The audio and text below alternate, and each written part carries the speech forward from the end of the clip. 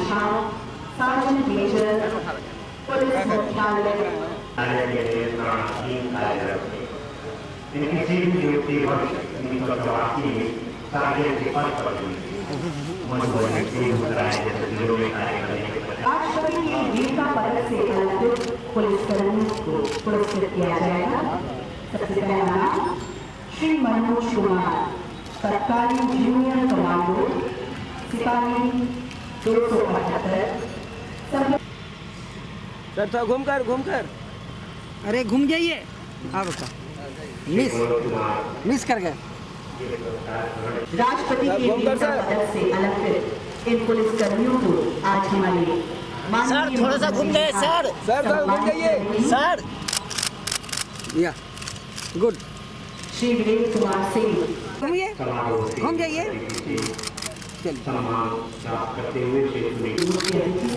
चलिए और जवानों को आज इस विशेष मौके पर बिहार पुलिस सप्ताह के दौरान हमारे आज के मुख्य अतिथि माननीय और श्री मृत्युंजय कुमार यादव जी को हम आमंत्रित करते हैं। रोहतास जिला के श्री अभयानंद जी, गृह विभाग के प्रधान सचिव श्री आमिर सुभानी जी, हमारे प्रधान सचिव श्री अंजनी कुमार सिंह जी,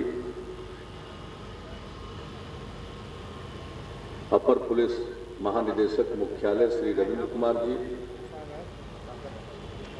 यहाँ उपस्थित सभी पुलिस पदाधिकारीगण, सभी पुलिस कर्मियों,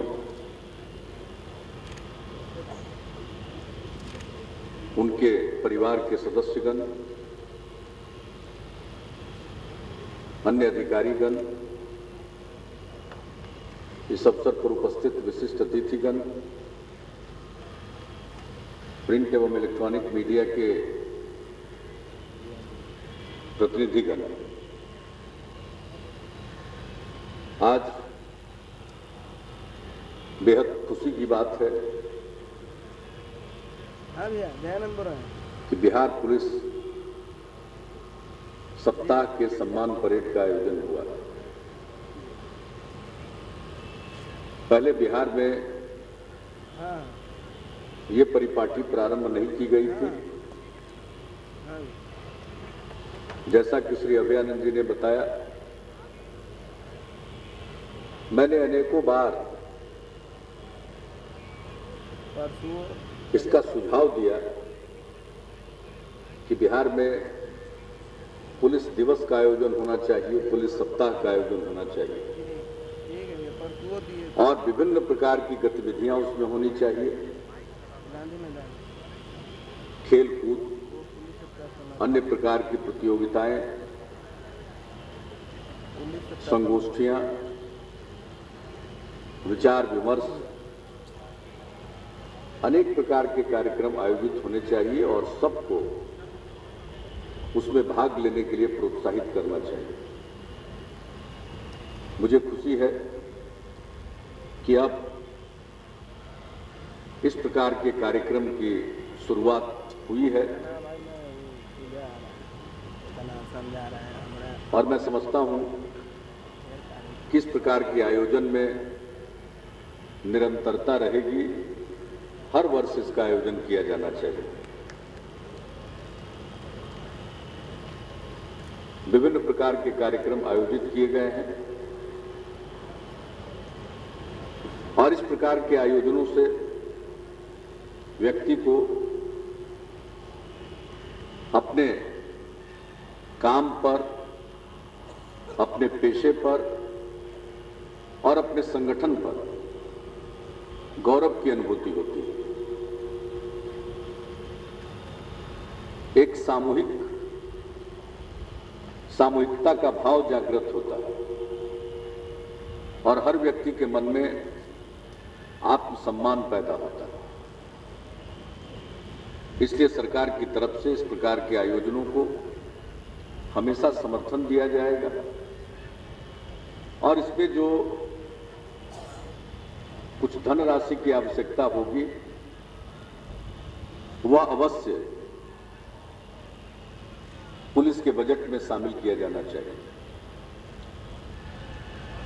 प्रधान सचिव गृह यहां बैठे हुए हैं, मैं उनसे कहूंगा कि जब भी पुलिस का बजट तैयार होता ये उसको देखते हैं तो अपनी तरफ से वो देख लें कि इस आयोजन के लिए इन्होंने अलग से प्रावधान कर लिया है। आज पुलिस के सामने अनेक प्रकार की चुनौतियां हैं। आबादी बढ़ी है,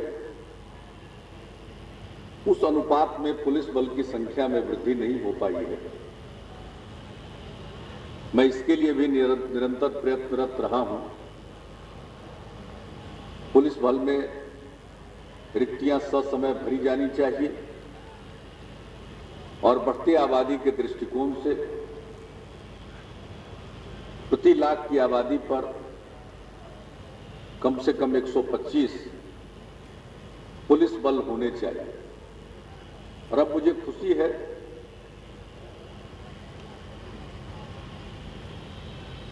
कि अब इस दिशा में कारगर पहल हुई है और मुझे गृह सचिव ने बतलाया है कि इसके लिए प्रशासनिक पदवर्ग समिति की बैठक हो चुकी है और मैंने उनसे कहा है कि जो पुलिस सप्ताह चल रहा है इसके समापन होने तक और 27 फरवरी को पुलिस विज्ञान सम्मेलन का भी आयोजन, राष्ट्रीय पुलिस विज्ञान सम्मेलन का आयोजन किया गया है और मेरे आग्रह पर उस सम्मेलन का उद्घाटन भारत सरकार के गृह मंत्री श्री सुशील कुमार शिंदे करने को सहमत हो गए हैं। तो कम से कम उस दिन तक सारी प्रक्रिया पूरी हो जानी चाहिए। कैबिनेट के समक्ष संलेख उसके पहले आना चाहिए ताकि अब फिर यह मामला लंबित न रहे। वह तो एक प्रश्न है, पुलिस बल की संख्या है, लेकिन इसके अलावे जो समाज की परिस्थिति है उसमें नए किस्म के अपराध हो रहे हैं।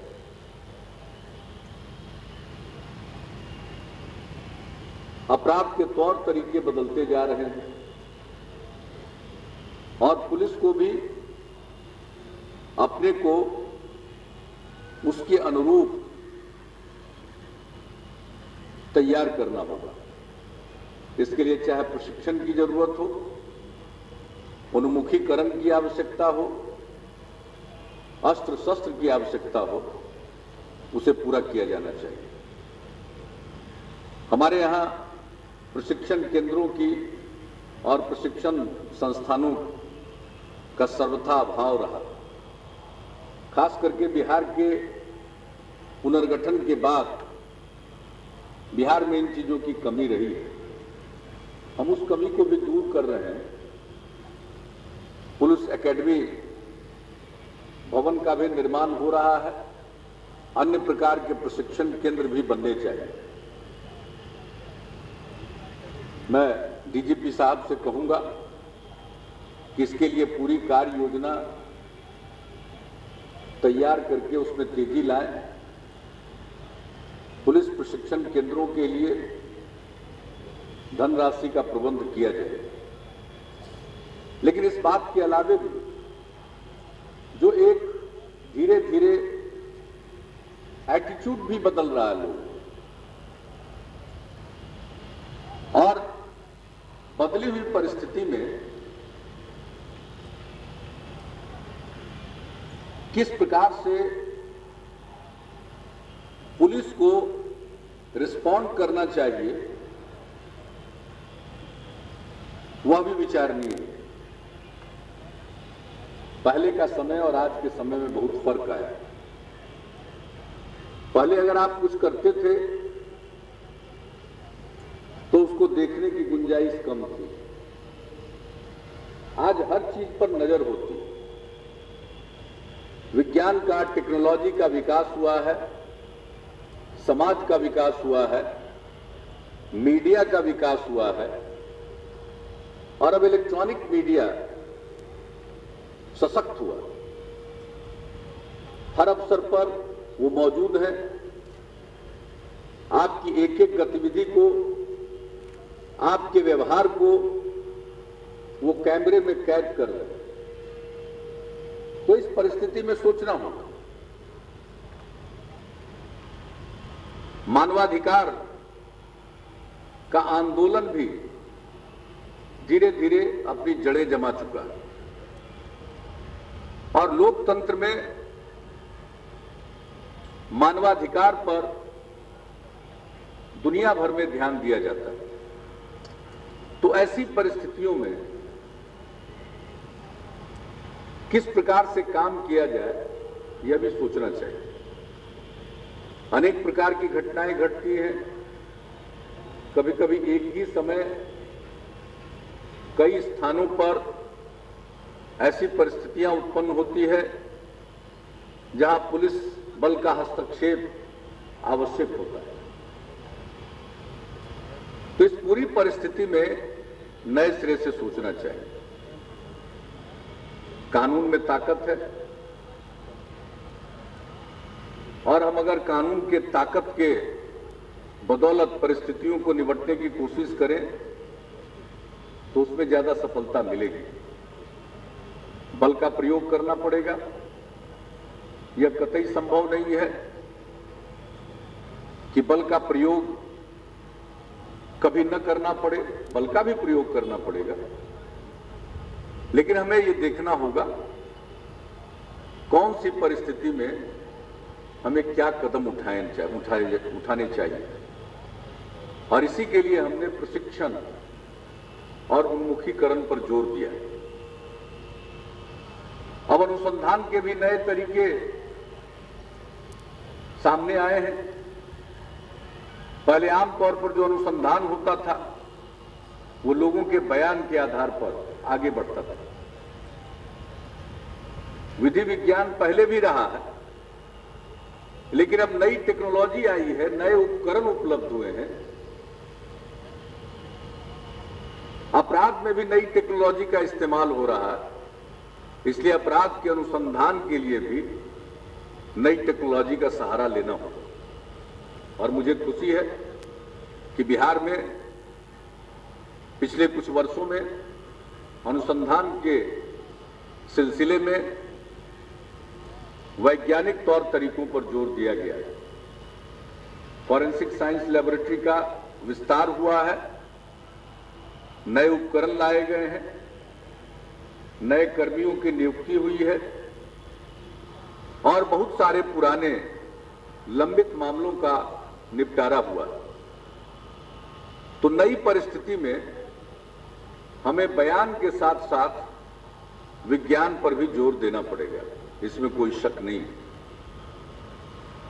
तो जो हमारे सामने नई चुनौतियां हैं उसका मुकाबला करने के लिए हमें तत्पर होना होगा।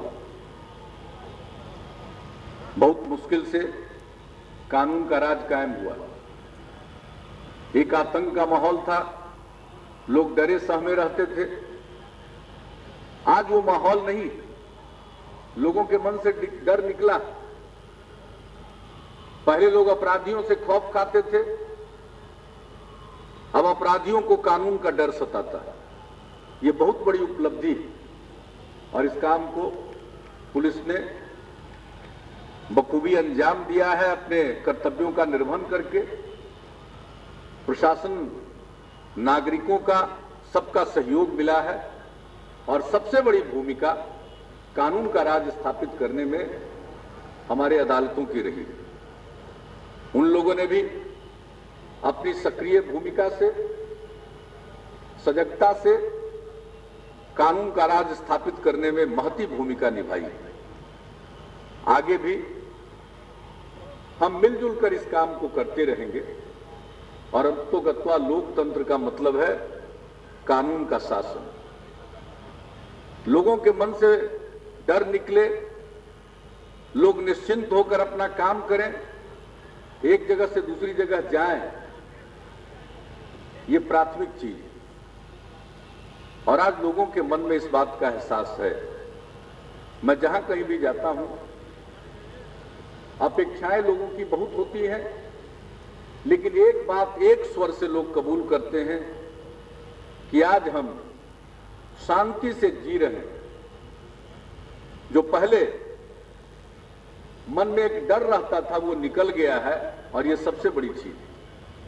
ये जो लोगों के मन का एहसास है, इस एहसास को टूटने न दें, इसको भंग न होने दें। इसमें पुलिस की बड़ी भूमिका सदैव रहेगी। तो बदली हुई परिस्थितियों की चुनौतियां जो हमने हासिल किया है उसको कायम रखना यह आवश्यक है। तो बदली हुई परिस्थितियों की चुनौतियों का मुकाबला हम मिलकर करेंगे। मैं इतना आपको आश्वस्त करता हूं कि इसके लिए सरकार की तरफ से जो भी संसाधनों की जरूरत होगी हम उपलब्ध कराएंगे।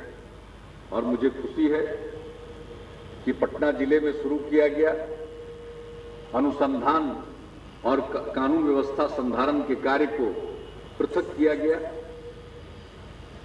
ये प्रयोग प्रारंभ किया गया है और मेरी समझ से इसके नतीजे अच्छे आएंगे। धीरे धीरे पूरे प्रदेश में इसे लागू करना, और इसको लागू करने के लिए जो संसाधनों की जरूरत है, जो पुलिस कर्मियों की आवश्यकता है, पुलिस पदाधिकारियों की आवश्यकता है, उसको उपलब्ध कराना पड़ेगा।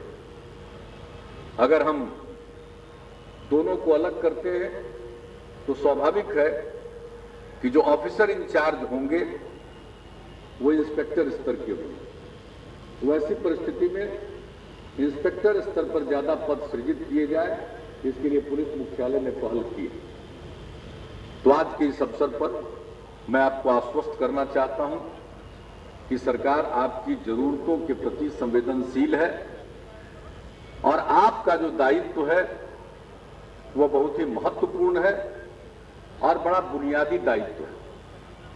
मनुष्य शांति से जीना चाहता है, उसको इस बात का एहसास है आज, और ये सदैव रहना चाहिए। इसको बनाए रखिएगा, यही हमारी और बिहार के लोगों की आपसे अपेक्षा है। और इस अपेक्षा पर खरे उतरने के लिए हम संसाधनों की कमी नहीं होने देंगे, कर्मियों की कमी नहीं होने देंगे। मैं तो सदैव कहता हूं कि अब पद सृजित हो जाएंगे तो मैं डीजीपी को कहूंगा कि भाई जब पद सृजित हो जाए तो उसकी ससमय नियुक्ति करवा लेना भी आपका दायित्व है, क्योंकि जब उनका चयन करेंगे तो वो ट्रेनिंग पाएंगे, और जब चयन की प्रक्रिया प्रारंभ करेंगे तो अनेक प्रकार की शिकायतें आएंगी, वाद दर्ज होंगे, उन सब का निष्पादन होगा, तब अंतिम रूप से लोग चयनित होंगे, फिर उनका प्रशिक्षण होगा और तब वो पुलिस फोर्स में शामिल हो पाएंगे। इसलिए इसको मान कर कितना समय लगना, तो इस कार्रवाई को तेजी से आगे बढ़ाना चाहिए। मैं सदैव इस बात का उल्लेख करता हूं। और जो सप्ताह भर का कार्यक्रम है, ये कार्यक्रम आपका सफल हो, और मुझे बताया गया है कि अनेक प्रकार की संगोष्ठियों का भी आयोजन होगा। लोग अपने अनुभव बांटेंगे और इससे कहां क्या हो रहा है और किस प्रकार की चुनौती का मुकाबला किया गया, इसको जब लोग इसकी जब आपस में चर्चा करेंगे तो निश्चित रूप से पूरे पुलिस बल को उसका लाभ मिलेगा। तो आज के दिन मैं आप सबको इस अवसर पर अपनी शुभकामनाएं देता हूं और आप सबों के उज्जवल भविष्य की कामना करता हूं, और मैं यही उम्मीद करता हूं कि आप लोगों की अपेक्षाओं पर सदैव खरे उतरेंगे और उसका प्रयत्न करते रहेंगे। इन्हीं शब्दों के साथ, और आज जो आपने शानदार परेड किया, इस परेड में शामिल जितने अधिकारी और पुलिसकर्मी हैं, मैं उन सबको बधाई देता हूं। और इसी प्रकार का आपका, और मैं समझता हूं कि अगर ठीक ढंग से प्रशिक्षण हो और नियमित तौर पर परेड होते रहे तो हमारे पुलिस, बिहार की पुलिस हमेशा इसी प्रकार से चुस्त और दुरुस्त रहेगी। और देश भर में जब इन चीजों का आकलन किया जाता है तो मैं तो यही चाहता हूं कि हमारी पुलिस भी हर प्रकार से कार्य कुशलता के मामले में, परेड में और चुस्ती में भी अव्वल साबित हो।